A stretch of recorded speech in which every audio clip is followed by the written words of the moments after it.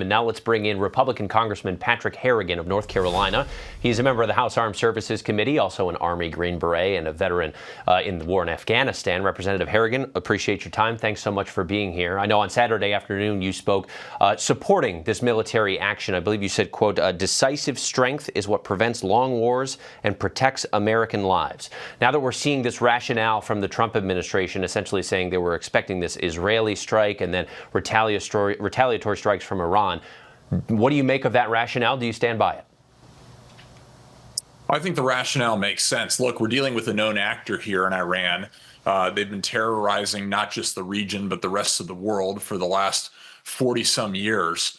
I think that we've worked with somebody that you just can't negotiate with. They've never held to what they have agreed to, and they showed no interest in working with the Trump administration with some very reasonable demands to ensure both regional security and the strategic interests of the United States of America. So I don't know that the president ultimately had another choice, no matter which way it would have ended up shaking out. I think we would have gotten to this point.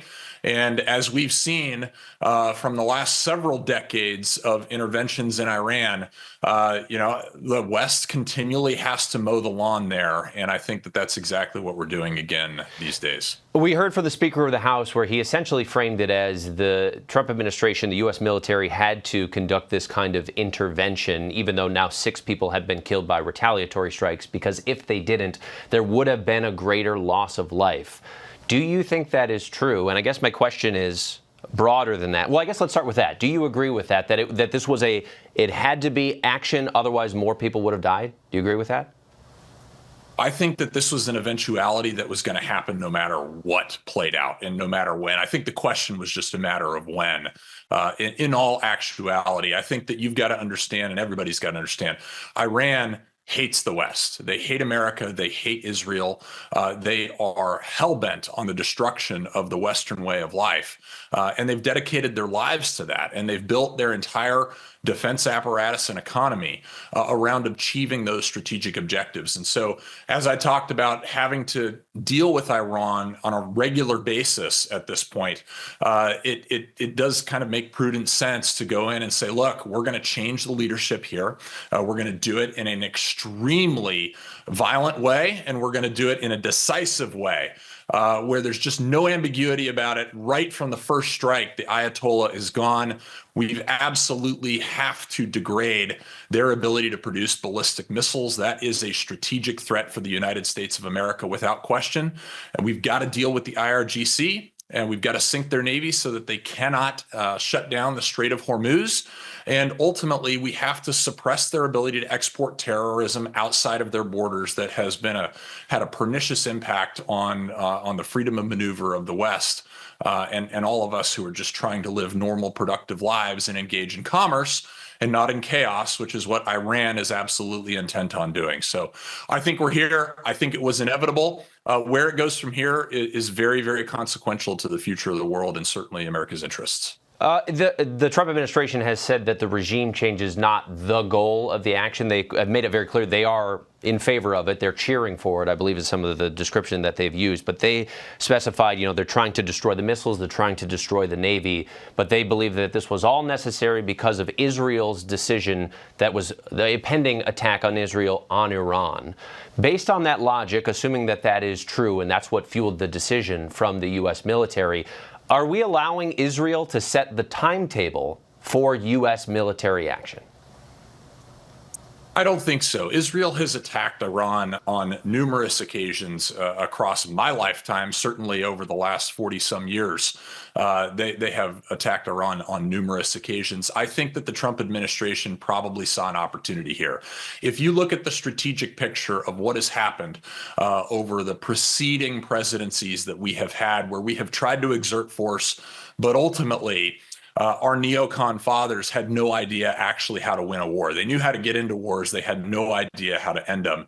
President Trump is taking a completely different picture here, and he's trying to roll the tables on our strategic adversaries, which are really China and Russia.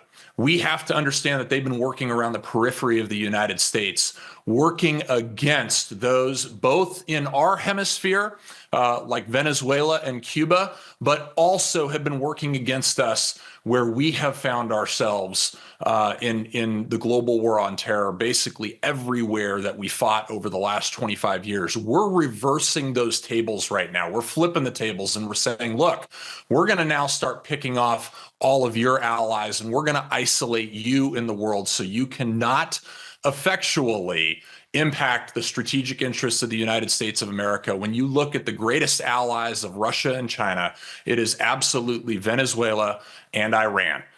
You take those two off the table, their options, the strategic options for Russia and China, dwindle significantly.